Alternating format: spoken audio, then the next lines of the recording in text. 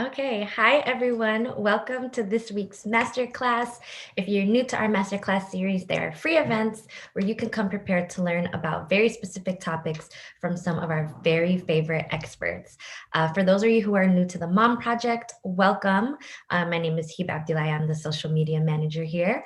We are a digital talent marketplace and community where you can realize your full potential. Through our marketplace, we connect you with job opportunities that are at family-friendly companies that allow you to thrive at work and at home. And through our amazing community, we provide you with the support and tools that you need to keep moving through your working journey. So this week, I'm so excited because we're talking about authenticity and how you can use authenticity as your secret weapon to success. Our amazing expert today is Erin Hatzikostas. I hope I said that right. She's a former corporate CEO turned professional pot stirrer. She's an internationally recognized leader on the impact of authenticity in the workplace. And she's the founder of Be Authentic Inc., where she's leading a movement to eradicate the workforce and workplace of its BS and make it fundamentally more an authentic place to be. I'm so excited for this. She's even going to have me do part of the workshop with you guys. So I'm about to get my authenticity on. So Erin, take us away. Awesome. Thank you, Hiva. And so glad to be with you guys. I know it's a Friday, so we're going to make this freaking fabulous, right? We're heading into the weekend, especially here on the East Coast.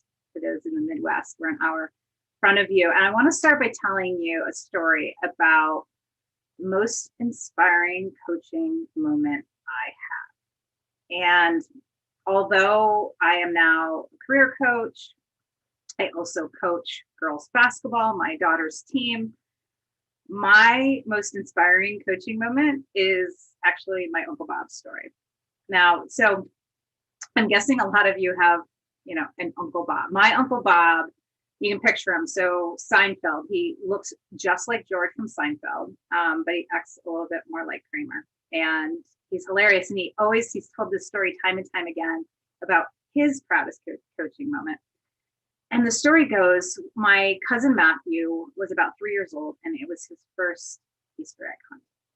And my uncle, who was a sports nut and, had his first and only boy, who was super excited to now be the coach for his son. And he tells the story about getting to this Easter egg hunt.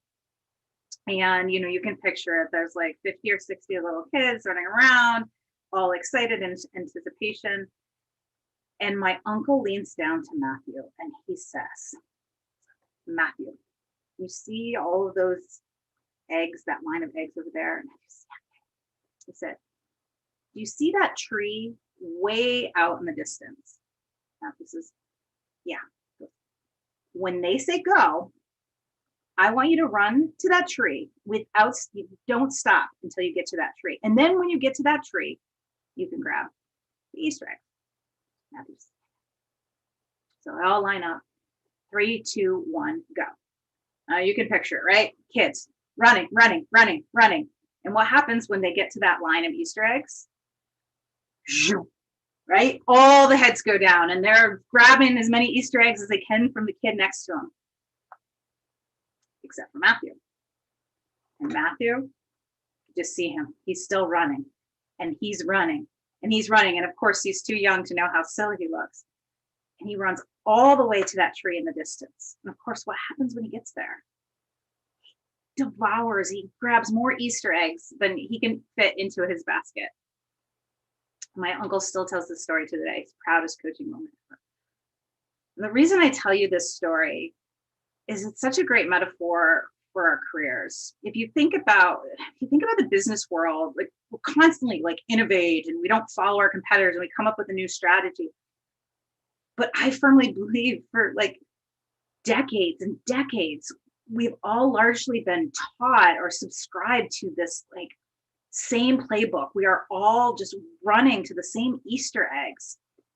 And instead, if we just stop and we think about how can we incorporate a new career playbook? How can we do something different, not just in business, but for ourselves and in the way that we act, in the way that we connect, in the way that we get results? We can be just like Matthew. We can have a shit ton of Easter eggs.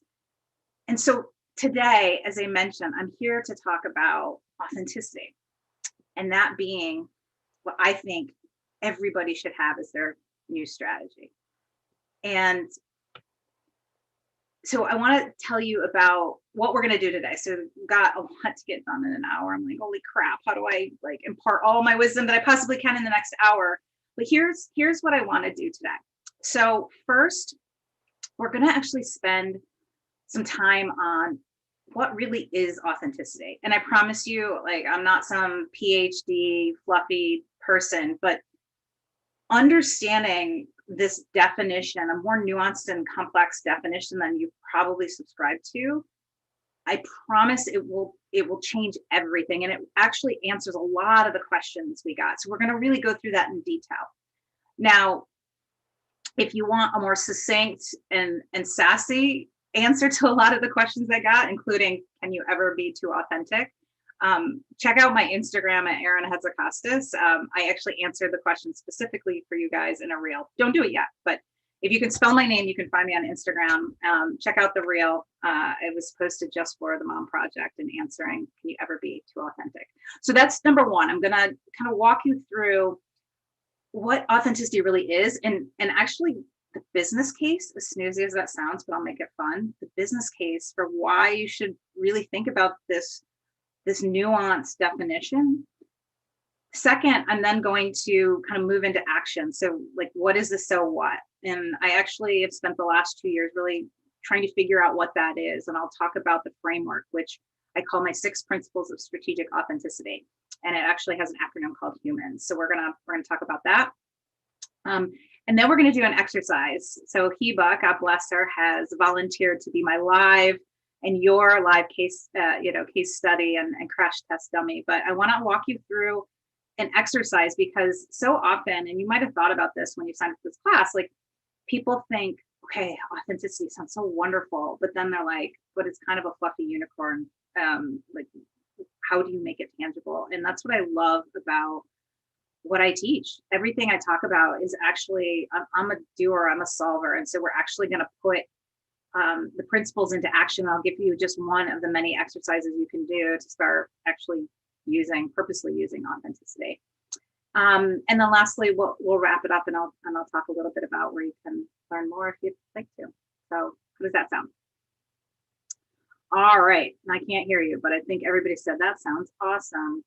So let's talk a little bit about authenticity. And I want to start by just telling you my experience. And so, as Heba mentioned, I had a great corporate career. I ended up becoming the CEO of about a 9-figure company. We had about 1,000 employees. And, all along my career, I hope this doesn't sound annoying, but there were several times where I thought, why do things seem easier for me? They weren't easy, don't get me wrong. I worked my butt off and I made some smart decisions. But what I mean by that is every step along the way, even as I started to, enter kind of the more executive roles and eventually, the top role in my company, I remember looking at a lot of my counterparts and thinking, I just don't feel like I've sacrificed as much as them. What I mean by that is, I wasn't moving my family, every 2 years to take on a new role to climb the ladder. And I wasn't on a plane every single week out having, steak dinners and networking conversations. I wasn't giving up vacations for, some hubbub that happened at work. And, I was seeing that happen. And I was, luckily still happily married and I have 2 children. And I felt like there was something and I just didn't understand, like, what was it? And when I decided to retire, which is a whole other story, I decided to retire at the age of 44, not when things were bad, but actually when things were really good. I just had this yearning to do something just totally different. I actually didn't know what I wanted to do. And when people sent emails or conversations I had, like, there's just like 50% of them kept saying, we're going to miss your authentic leadership.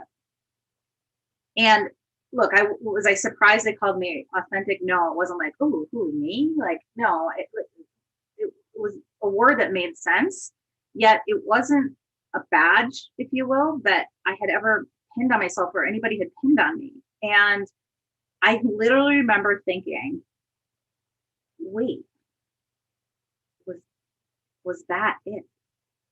Was that the thing that actually was helping me have such great success? And after a lot of reflection, I realized that it was.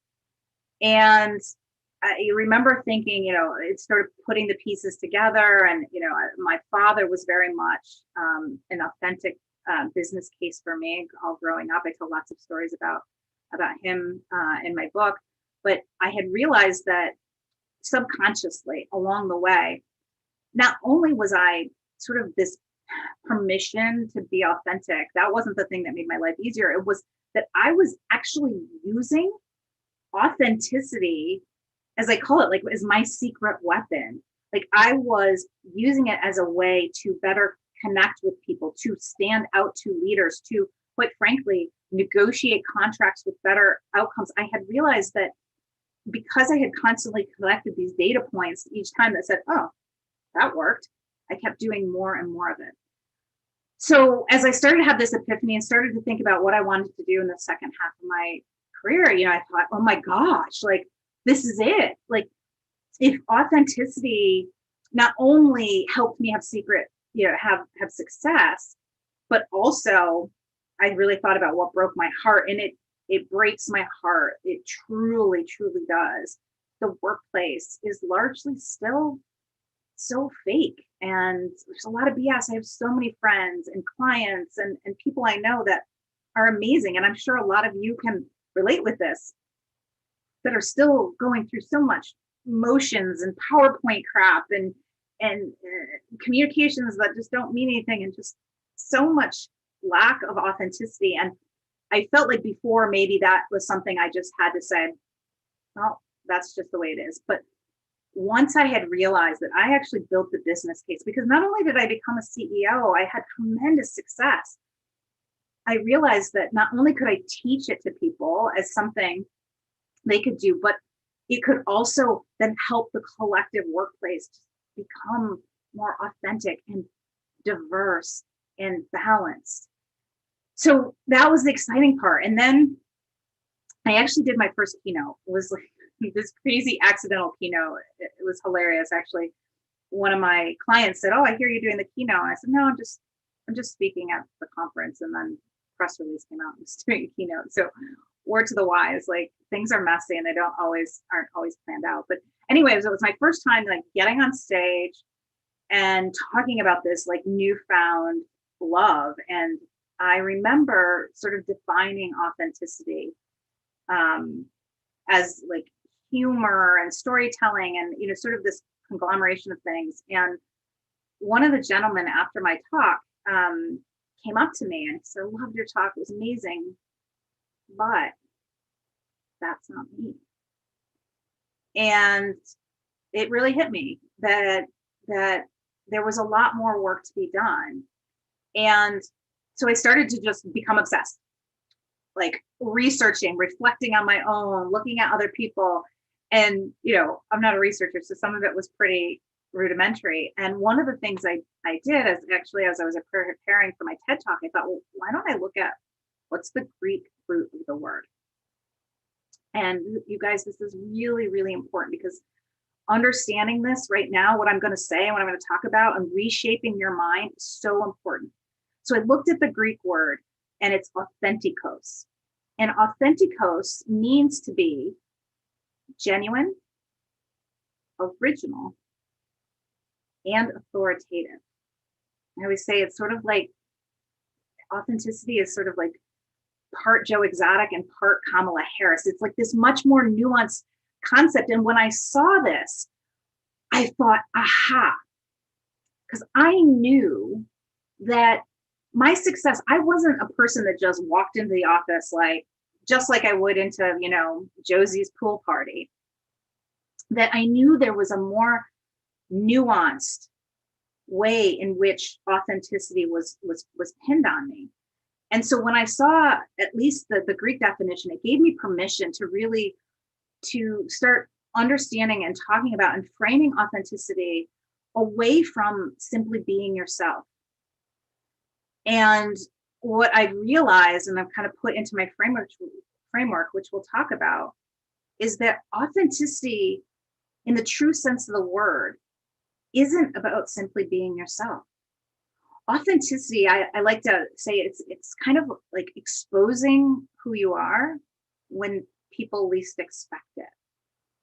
Authenticity is not about you. It's actually about the other person. When authenticity, when you feel it, when you see it, when you go, it's not that they're simply being themselves. It's that they're acting in a way that's more human and relatable, in a way that you can plug into them, that you can connect, and that you can create trust, and that you can move forward, in a way that isn't surface level. So what I want to do now is take a quick pause and engagement. And I want you to think about, when you think about authenticity, or when you think about an authentic leader or somebody in the business world, who's the first person that comes to mind? Who do you think of? Like, when you think about that person that you say, like, that's so refreshing, that's so authentic. And I'd love for you to just put it in the chat on YouTube. And then I think it comes over here on Zoom land. I don't know if this is all like a crazy complex universe. So as you think about that person, and so for me, if you ask me that question, I immediately, Michelle Obama. When I see Michelle, if you read her book, or I watched, I got the pleasure to meet Michelle a couple of years ago for a photo op. It's not like we're having dinner. But I watched her Netflix special around Becoming. If you haven't seen that, I highly encourage it. And when you see it, the reason I go, that's authenticity, is that she doesn't walk on, onto the stage or into the session talking about facts. She tells stories, and she uses humility, and you just instantly connect. She says things you wouldn't expect her to say, or veil things. She models more what she wants to model versus what she wants to say.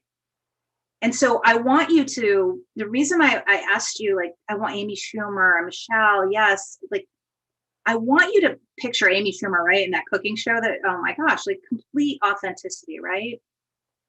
And so I want you to picture that person as we start to, like, again, let's have like a little like morning ceremony for the definition of authenticity, which is be yourself. And in some ways I feel bad, like, it's not a bad thing, but thinking of authenticity as simply being yourself is also so limiting. That's why so many of you had questions around, can it be too much, or how do you put being yourself and what you're dealing with your kids, with work.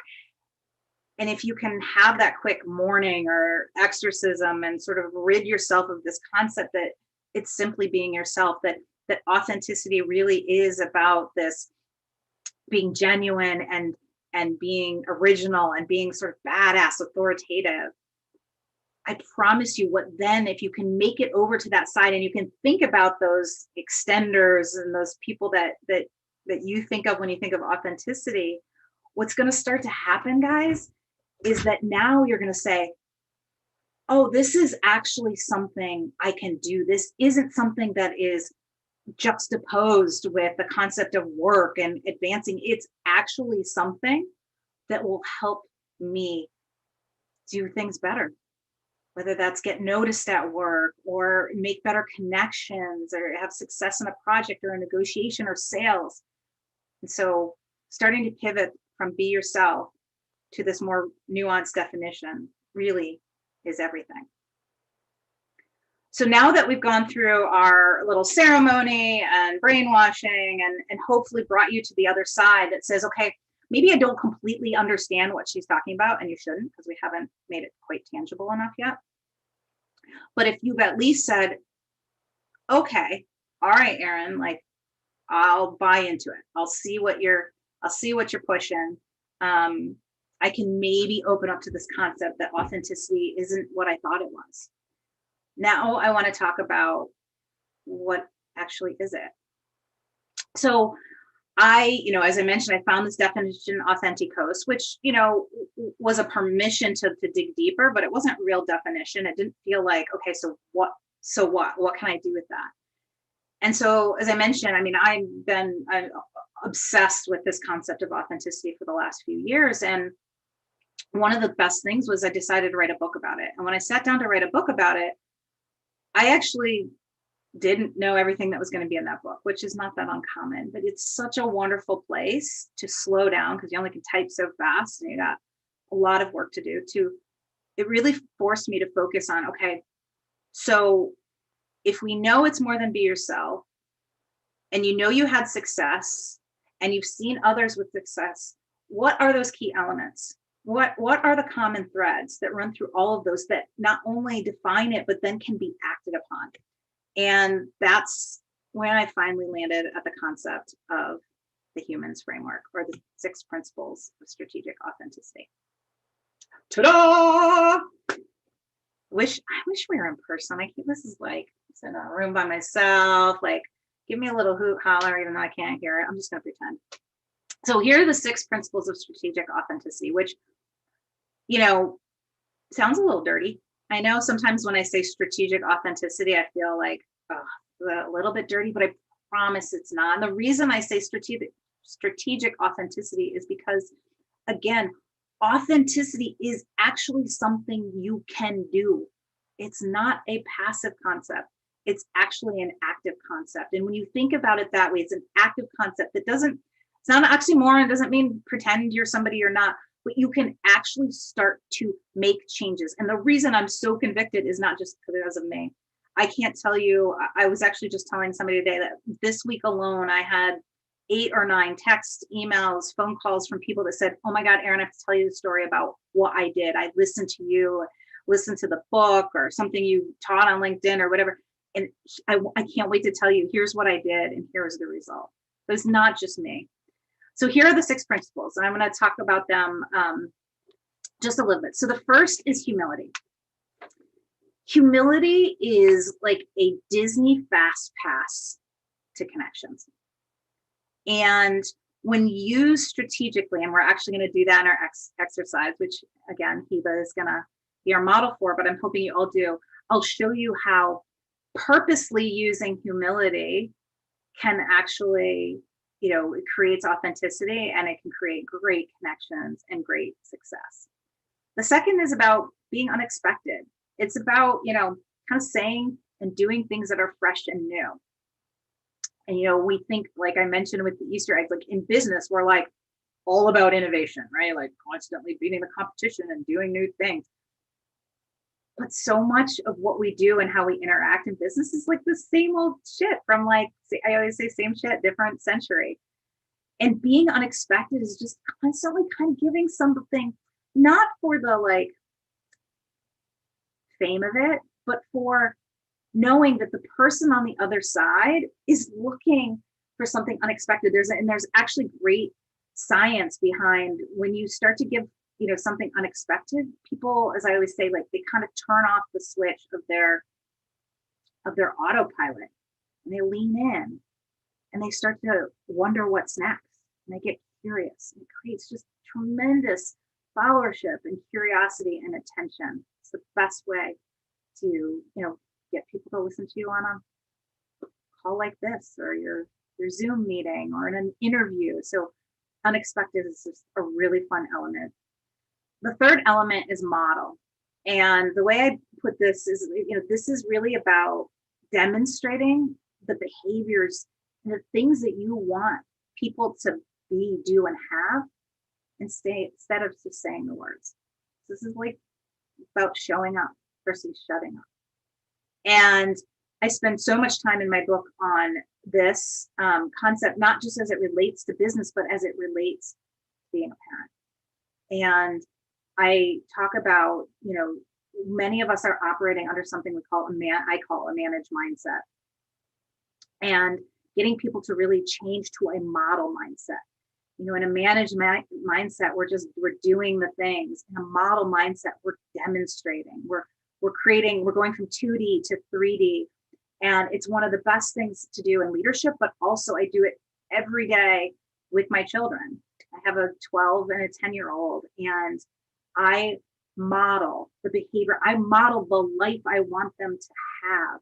And I bring them into that. My TEDx talk, I brought them into creating the video that we did to submit it. I've taken them to speaking conferences. I really model, because at the end of the day, I don't feel bad that maybe I'm traveling or that I'm working. It's because at the end of the day, my model mindset is always saying, how can I demonstrate so that one day, this is the test I always use, like when Mick's on a podcast being interviewed when he's 30 years old, I want him to look back and say, I'm doing some of these things because my mother modeled it for me when I was younger. And he won't say that now because he's 10 and, he doesn't see it, but he will. So the model component is just so important. We won't have time to really dive into that. But yeah, we're going to talk about the book at the end if you're interested in diving into it more. I spent a lot of time on that. A is for adapt, which again feels a little bit like an oxymoron when we talk about authenticity, right? Like, who would have thought you'd come into a talk about authenticity? And I'm like, one of the principles is to try to adapt. Because I'm like, what the frick is she talking about? But the reality is, again, if you think about authenticity as a strategy to connect with somebody else, that is your number one goal. Number one goal is to connect, and you do that through trust and other subcomponents, but it's about connection. And you have to adapt. So I always say, like, if you flew over to France tomorrow and you woke up in the morning and you wanted to like walk into breakfast looking hot as shit and pull out your blow dryer, but guess what? It's not going to work. They have different clothes. They adapt. And it's the same with people. So authenticity, I am always seeing it as a dial. I had a call with a very introverted gentleman last Friday, guy in the producer world. I knew he was a little bit shyer. Like, I dialed it down a little bit more. But the funny part is, at one point, as he's gonna start coaching with me, I had said dumbass, which I don't know what the context is, but I don't deny it. And he, when I got done talking, he said, you know what? First of all, you said dumbass, and I really like that. So authenticity always wins. But this adapting concept is about not only adapting so that you plug into others, but I also talk a lot about you adapting. And if there's one thing I tell people all the time, if you had 100 minutes, okay, guys, you had 100 minutes to spend on figuring out either who you are, or who you want to be, I want you to spend 99 minutes on who you want to be. It's called growth. And so adaptation and adapting to that future authentic self is, in my mind, way more important than kind of going on like the clicking the coconuts to find the holy grail of who you are. Fifth, my favorite, narrate, which is really storytelling, but it didn't fit into the acronym, but narration. So this is about replacing like those snoozy data points with juicy stories. At the end of the day, people, this is really important stat. This is one, if you're multitasking or taking the dog out, like, I'd love for you to listen. Remember this. People remember stories 22 times more than they remember facts. So that's what, like 2,200%. I was a math major, but I wasn't very good at it. And so stories, especially in the workplace, which I have just so much passion. I talk a lot about this in the book, that stories can be used all the freaking time, not just in a session like this, in a one-on-one. And I used to tell stories at quarterly business reviews. Oh my God, stories are the most underutilized strategy and connecting and making a message. And there's all kinds of stories. There's the Uncle Bob type stories, and there's very short, like metaphors and analogies and verbal tweets, I call them. And so, this concept of narrating and storytelling, which we're going to incorporate into our exercise as well. So we're going to hit a bunch of these elements in exercise we're going to do. It's so powerful. And, the number one thing that holds people back from telling those stories is they think it takes up too much time. And the reality is when you tell a story, it doesn't matter how much time you take, because people don't see it as you telling a story about you. As soon as somebody tells the story, what do? You transport yourself, right? Like, I hope when I told the Uncle Bob story, like, you saw maybe your Uncle Gary, or you saw the Easter egg hunt that you did when you were 5, or, people, what stories do is they help you connect, and they help you transport somebody into your frame of mind in a way that data and bullet points on a freaking PowerPoint slide never can do. All right, last but not least, spark. And this one is just as important, if not more than the others. And the reason I say this is, so many questions, and frequently asked question is like, I had this from you guys. One of the questions was like, what if a workplace, like, how do you know if a certain workplace embraces authenticity, and is it the right place? And I could give you some questions, but I'm mostly going to give you tough love. Authenticity can be used anywhere. My boss, when I became CEO, so I reported up to a senior VP of the parent company, was one of the most least authentic people you've ever seen. But meanwhile, I was doing, subconsciously, but now I look back, like, I was doing my authenticity experiments. Like, I had this huge negotiation. I handled this thing. Like, I literally told the guy, like, one of the things I want a good negotiation here is because, like, I want to be put full-time into the CEO position. I was interim CEO. And so I was doing my authenticity experiments. And yeah, maybe she thought I was weird for a little bit. But guess what trumps thinking you're weird? Results.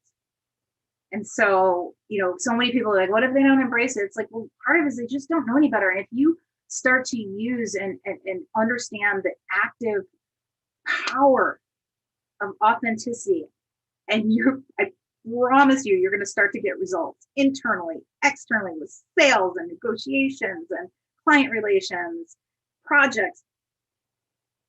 Once you start to do that, most bosses aren't going to give two craps what you're doing. And authenticity is the most contagious thing I can ever give you. And so what happens is when you start to be authentic, you unlock this power that's not just dormant in you, but it's dormant in others, and it unlocks it. And people sort of say, oh, I've been I don't care what level they're at. I've been sick of playing this game, or I've been sick of going to the quarterly business reviews every time and getting the slides.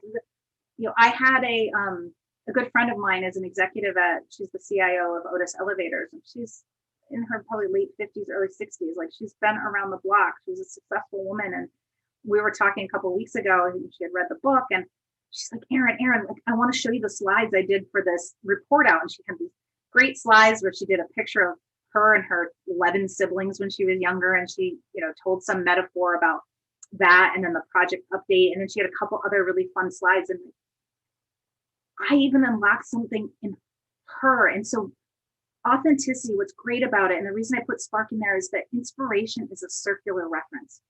And once you start doing it, just watch the people around you. I don't care if they're colleagues. I don't care if they're bosses. I don't care if they're soccer coaches, grocery workers. Like, it's so contagious when you start to do things more authentically, and update your out of office message, talk like a human, or like put something a little more human on your LinkedIn. You go to my LinkedIn, every single one of my position summaries is a story. There's no reason it can't be. And so people see that and they start to do it. It gives them permission. And so that's the other thing about doing things authentically. Like, it's not just about you. The more you do it, trust me, the people around you are going to just completely be inspired to also start doing it. It just creates this wildfire. So these are the 6 principles of strategic authenticity. So as I mentioned, our last big agenda item, which I cannot even believe this, I wrote down on my notes 2:35. Well, it's 2:35 here, 1:35 in Chicago, in Michigan. No, just in Chicago. It's 2:35. Guys, I'm on time. Never on time. All right. So enough of this fluffy fluff. And I always tell people it sounds like unicorn fluffy doo-doo, but trust me, I have the business case for this. So next, I want to go into something I call the intriguing intro. So before I do that, I want to introduce myself. I didn't really properly introduce myself, did I? Let me introduce myself. Hi, my name is Erin Hatzikostas. I spent 22 years in the healthcare industry. I had roles in actuarial and product and international and in the healthcare finance world. And eventually I became the CEO and executive and CEO of the Payflex company. Really nice to meet all of you. Right? I mean, that's kind of what we do. Whether it's in an interview or you're in a business development meeting, it could be an internal introduction, new meeting, French people, and we just sort of like spew out a chronological order of like all the stuff we've done. And especially us women, our biggest challenge, people say, oh, you gotta promote yourself, and like we shrink sometimes in those moments, right? We're like, no, like even though you like set up a whole new infrastructure or something, you're probably like, I was the blah, blah, blah. So let me give you an alternative to my introduction. Hey guys, my name is Erin Hatzikostas, and my career in healthcare started back when I was a sophomore in college. I was struggling. I dropped out of engineering. I didn't know what I wanted to do, and my roommate came home from class, and she was so excited, and she said, Erin, I have found the career for you. It's high pay, low stress, and you just have to be good at math. You're the only person I know that's good at math. It's called an actuary. Now, at the time, it was 1996. I had no freaking clue what an actuary was. Did my research and ended up sort of swindling my way into Aetna's actuarial internship program out in Connecticut. And, I went through that program. Although a couple weeks into our internship, they did a Myers-Briggs assessment. And in that Myers-Briggs assessment, I'll never forget it. We came back into the room and the actuaries had compiled the results. And they put everything into quadrants. They put it up on this huge screen. And I remember looking up, and all I can recall is thinking, wow, I'm all by myself. So I quickly realized I wasn't necessarily the right personality for the actual program. Oh, and by the way, I actually failed every single exam I ever took.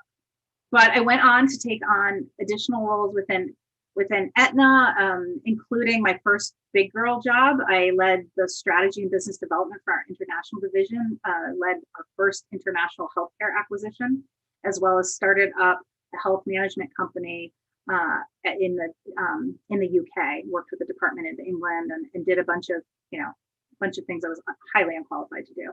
And then eventually took on other roles and eventually joined their subsidiary company, Payflex. And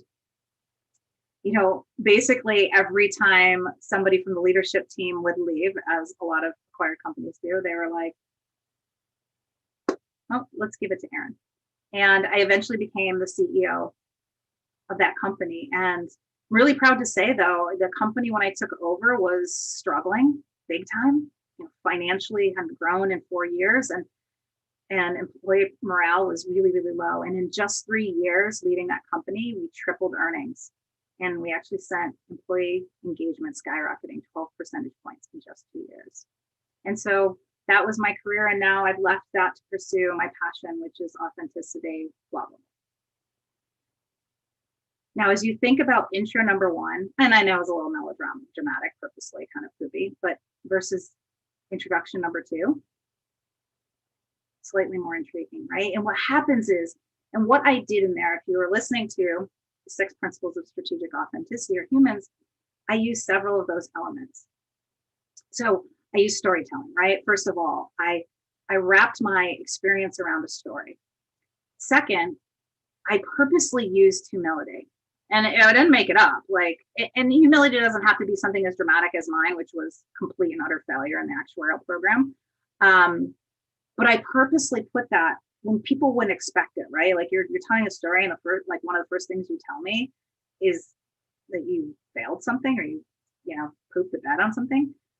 But what happens, and I think this is so important for so many women, is it creates like the humility moment. It's like, ooh, boom, connection. Like, I can trust you. You just told me something you shouldn't even have told me. So like my trust is like so high. And you're humble and I can connect with you. And then if you noticed, I threw in a couple of big brag moments, which we're going to talk about. So I talked about like how I went into the international division and did some like really big things. And then ultimately, I also talk about my success at Payflex, which is like no joke. But if I had gone in and just like told you that crap, you would have been like, oh my God, she's so full of herself. And so this concept of intriguing intro weaves in elements of narration and humility and being a little bit expected. And it allows you to, it's almost like you watch American Idol, or really anybody sing, but it's so pronounced in American Idol, right? When the singers go on stage, like they don't come out like, whoa. They come out and they're slow and they're low and their tempo, right? It's sort of humble. And then when they hit those big notes, you're like, what? And that's exactly what I want to do with the intriguing intro. So, again, instead of a normal intro, which is sort of this like chronological poop out of business buzzwords and crap, we're gonna surprise and delight audience and take them on a journey. And I'm going to start to give you the building blocks to do that. So we're going to go through a little exercise, and then Heba and I are going to riff on hers to see, what a version 1.0 looks like. All right. Ready to do some work? Who's ready? Grab pen, paper, diaper, I don't know, napkin, pen, marker. I want you to work on 3 things. I'm going to give you a little time between each one. So the first is I want you to write down like 2 to 4 humility sort of points.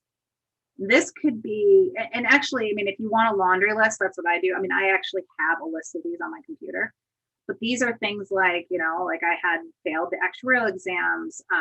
I have a big forehead. That's on my list. Like I, had a project when I was an international that like I kind of didn't do very well on. So write down some of those things that you can kind of make fun of yourself, whether they're professional moments, personal moments. Like this is number 1. So just spend like 1 minute writing down any humility things that you could use in your quiver.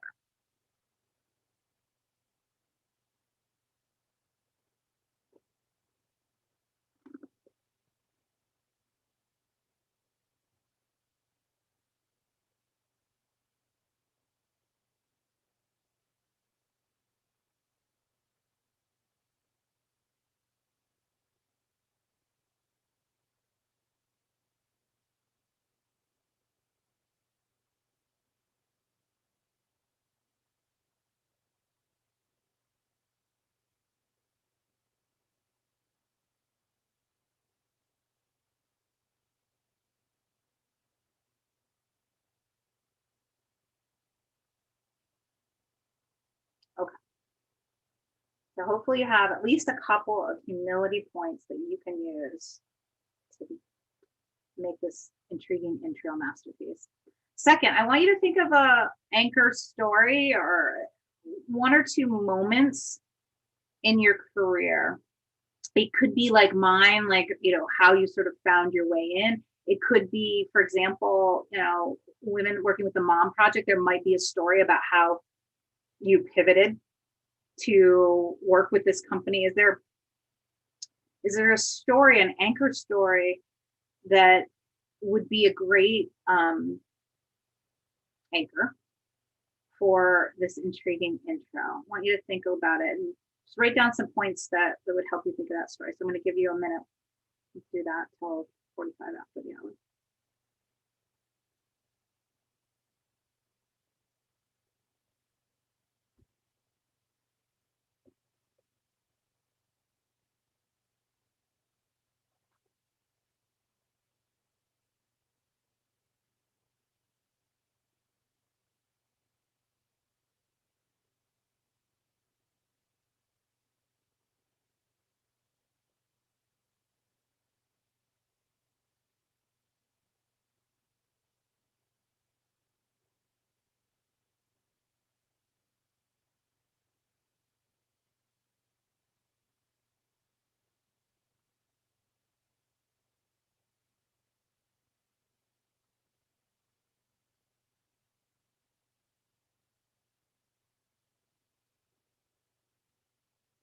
Okay. So number two, hopefully you've got an anchor story or two that we could play with, especially you, Heba. And number three, I want you to list, two or three of what you would consider your big brag moments.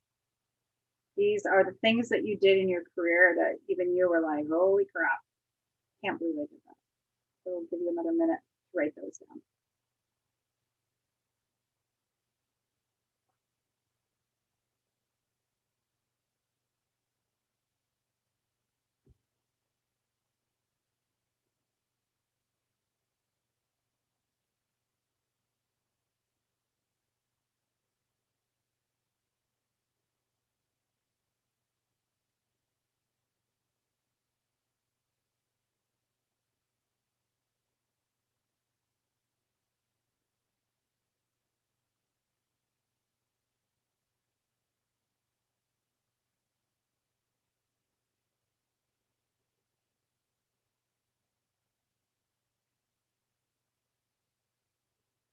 Okay. All right, we can keep doing that, but I want to put now Heba on the hot spot. We're going to do a little improv here. So Heba, do you want to share each of your sort of three categories? Yes. Okay, so I was back here taking my notes. So for humility and just creating that constant trust with people, I always talk about just my background and how I got to where I am. So, like, my family originated from Somalia. So, they came here as refugees to the United States back in the 80s. So, I just talk about how my family's kind of been that pushing point for me in my life. Being first generation American, you are your family's meal ticket. There is no room for error when it comes to that. So it's like kind of creating that instant trust by talking to them about kind of like my background. That's kind of worked for me. Now you tell me if that is Yeah, let part. me ask you, let me dive one more deeply. Um, is there a specific moment or one layer deeper of something that you endured or went through that then is sort of can be directly or metaphorically translated to how you operate now in the working world?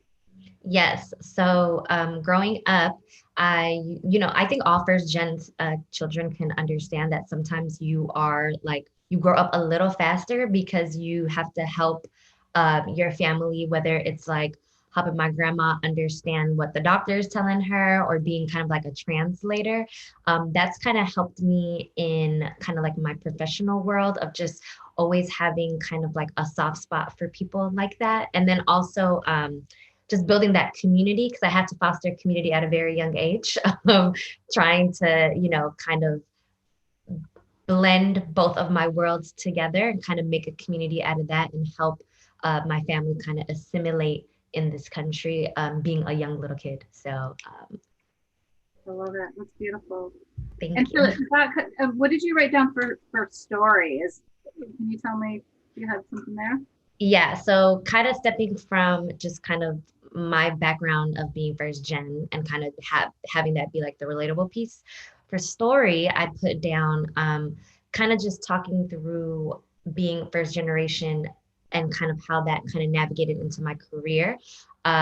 Being first gen college student, being first gen with like a master's degree, being the first person in my family that you know, working in corporate setting, just kind of navigating that journey and like leaning in more into that of being that like relatable perspective and just talking about how those trials and tribulations kind of just like moved through just being a first gen everything and just being that person, that go-to person for my family.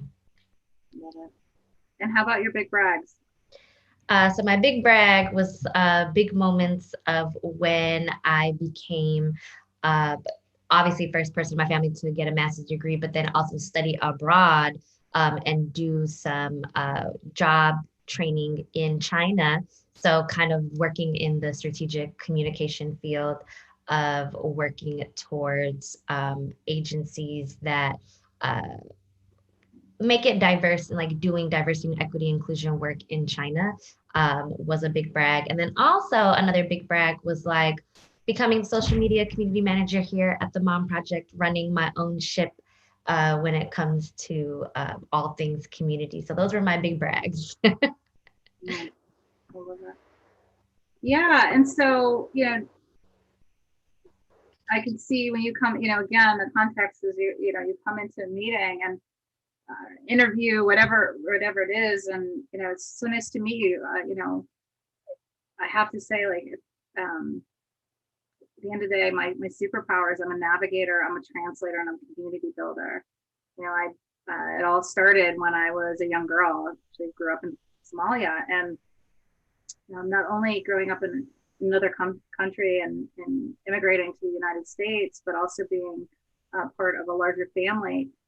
From a very early age, I became a leader, a translator, somebody that had to create a community. And that has been a thread, not just as I grew up, but something that I am, is my superpower and is my super passion throughout my career.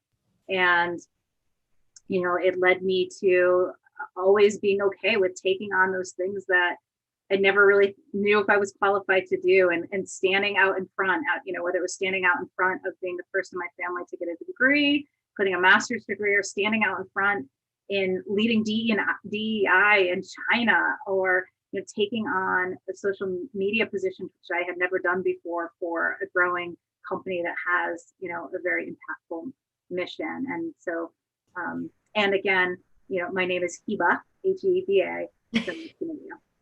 I love it. I need you to write that down and save that for me because that is like encompasses my whole life. Yeah. And I said all your words, and that's what I tell everybody. It's beautiful because I didn't say anything you didn't say. It's just that we don't always give ourselves permission to say that, because, we think things like, oh, nobody's going to have time for my little story, right?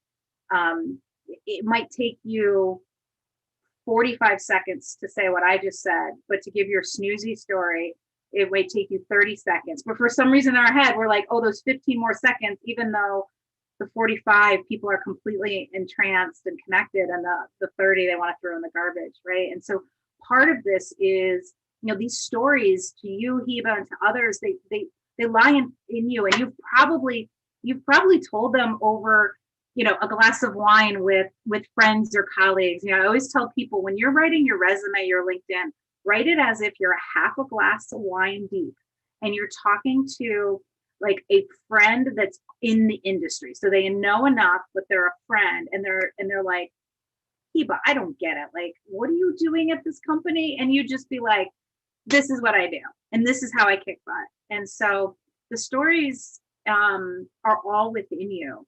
And it's really about understanding and giving permission. And people ask me all the time, like, how do you know what to do to be authentic? And at the end of the day, I simply reverse engineer all the time.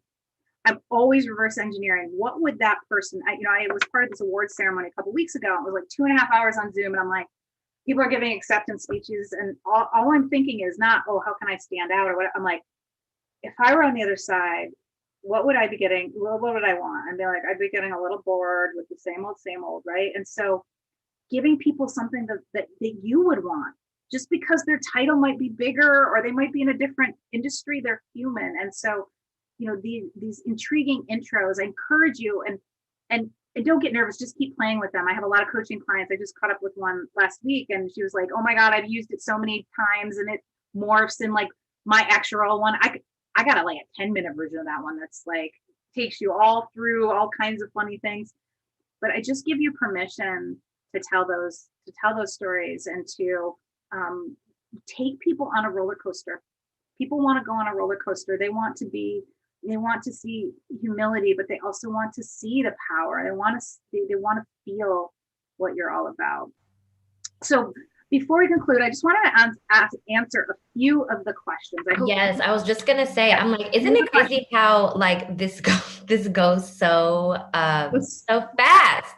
Okay, so some of the questions that came in was, how do you show excitement and enthusiasm for work when your authentic self is focused on your kids and family? And I feel like that's a Love that. very big theme here at the Mom Project. So how would you tackle that, Erin?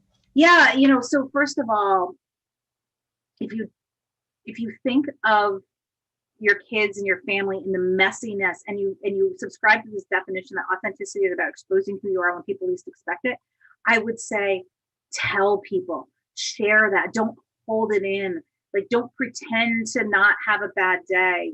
When I think about my kids, I can't tell you how many times I just happen to not have both of them home.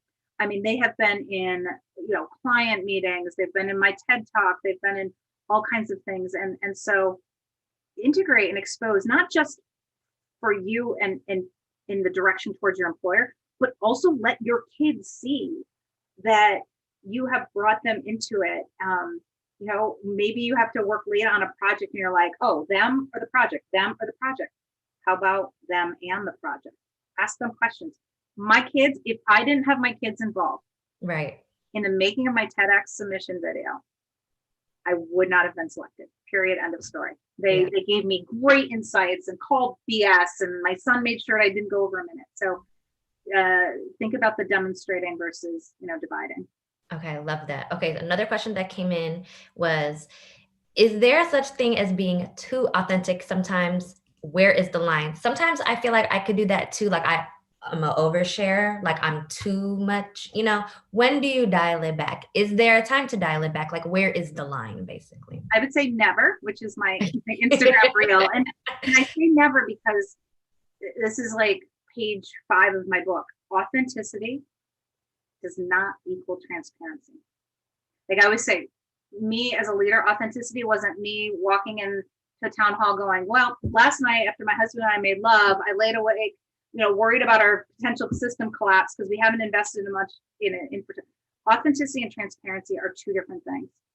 Authenticity really is about the connection, about understanding what other people want. And so, as I say on my Instagram reel, never, ever, never too much. Okay, I now know that's never too much. I'm gonna take that into my own life too. One question that came in was, I'd love to talk about being a woman in a male-dominated organization. In her case, it's the military, and keeping true to our authentic selves versus being one of the guys, which can sometimes be fun, but is required for general survival. Like, how can she bring herself to her job, which is very much a male-dominated industry, but also keep up with the Joneses and not be so drowned out in that? Yeah, I mean, so first of all, disclosure, I've never been in the military, right? And thank you so much for your service. And I'm not going to pretend to understand the culture and the dynamics. They run deep, right?